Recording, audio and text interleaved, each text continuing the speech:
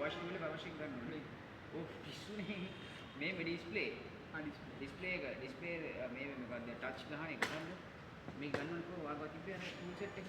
Wash tool එක ගන්න ඕන ළඟට. මෙතන නෑ.